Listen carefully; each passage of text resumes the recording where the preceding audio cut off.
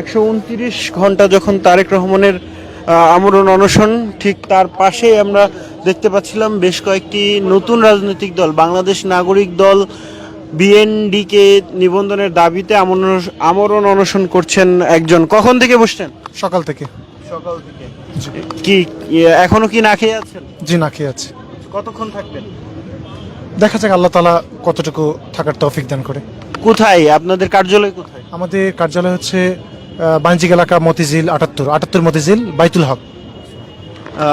আপনারা কি প্রতীক চান বা কি নিবন্ধন কেন চান, কেন দিতে হবে? আমার নিবেদন চাই এদেশের মানুষের অধিকার আদায়ের জন্য, এদেশের মানুষের কষ্ট লাঘব করবার জন্য, এদেশের মানুষ এবং মানবতার জন্য আমরা নিবন্ধন চাই।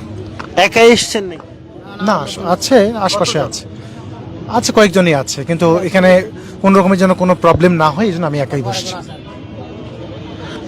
দর্শক, সরাসরি দেখছিলেন বেশ কয়েকটি রাজনৈতিক দল, তারাও কিন্তু এই জায়গাটিতে এসে তাদের যে দলীয় নিবন্ধনের দাবি, সেই নিবন্ধনের দাবি জানাচ্ছিলেন। ঠিক সেই মুহূর্তেই কিছুক্ষণ আগে আমরা দেখছিলাম তাদেরকে সরিয়ে দেওয়ার প্রচেষ্টা চালায় আইন শৃঙ্খলা রক্ষাকারী বাহিনী, পুলিশের সদস্যরা।